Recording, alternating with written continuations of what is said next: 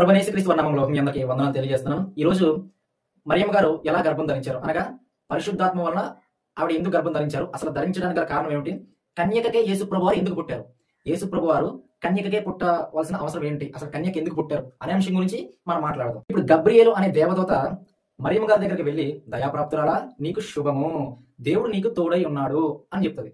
అది చెప్పంగానే మరియమ్మ గారు కంగారు పడిపోయి, ఏంటో ఈ శుభవచనం అని చెప్పవు అని అడుగుతారు. అది అడగంగానే, దేవుడు నీకు తోడై ఉన్నాడు, దేవుడు వలన నీవు కృప పొందితివి, నీవు గర్భము ధరించి కుమారుని కంటావు, ఆ కుమారునికి యేసు అని పేరు పెడతావు అని చెప్తారు. ఈ గబ్రియేలు దేవదూత మరియమ్మ గారితో చెప్తారు.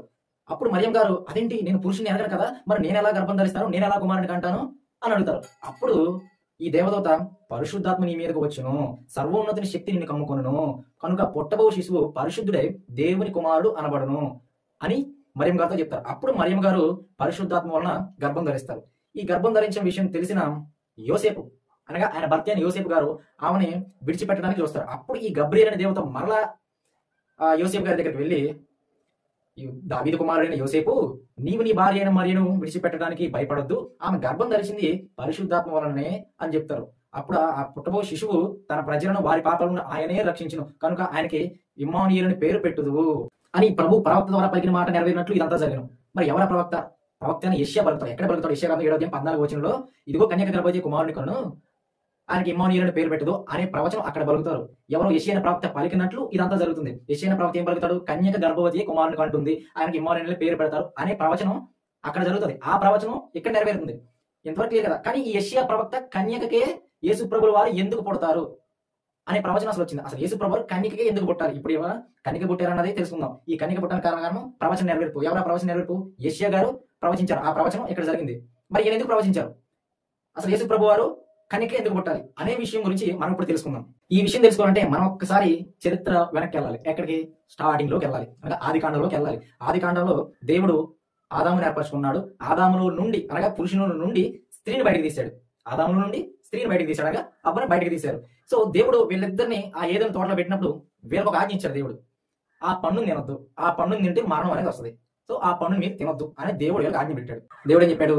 పండు తింటే మరణం వస్తుందని చెప్పాడు.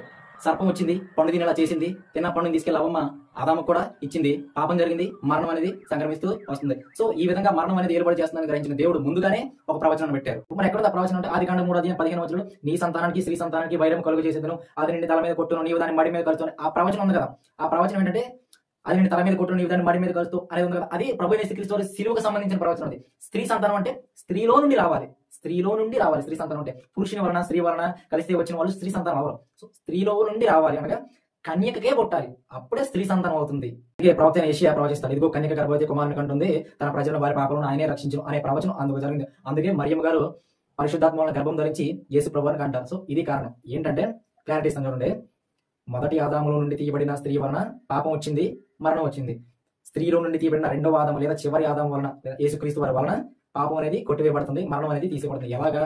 అది ఆయన సిలువలో నీవు దాన్ని తల మీద కొట్టేదో, అది మడి మీద కొట్టేదని అదన కదా, అది సిలువకు సంబంధించింది. ఆ పాపాన్ని ఆ విధంగా సిలువేస్తాడు ఆయన, ఆ విధంగా మరణిస్తాడు, ఆ విధంగా మరణాన్ని తీసేస్తాడు అనే దానికి సూచన అది.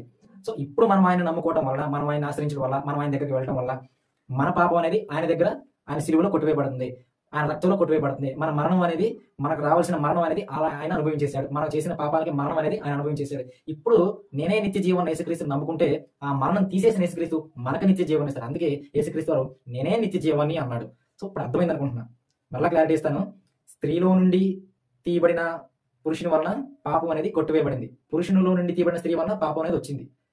అర్థమైందా? ఇప్పుడు చెప్పండి, యేసు ప్రభువు కన్యక ఎందుకు పుట్టారు అంటే, పురుషుల నుండి తీయబడిన స్త్రీ వలన పాపం మరణం వచ్చింది, స్త్రీలో నుండి తీయబడిన పురుషుని వలన ఆ వచ్చిన పాపం ఆ మరణం రెండు కొట్టివేయబడుతుంది. ఇది యేసు ప్రభువు వారు కన్యక పుట్టడానికి గల కారణం. ప్రభువైన యేసుక్రీస్తు వారి కృప మీ అందరికీ తోడైనగాక.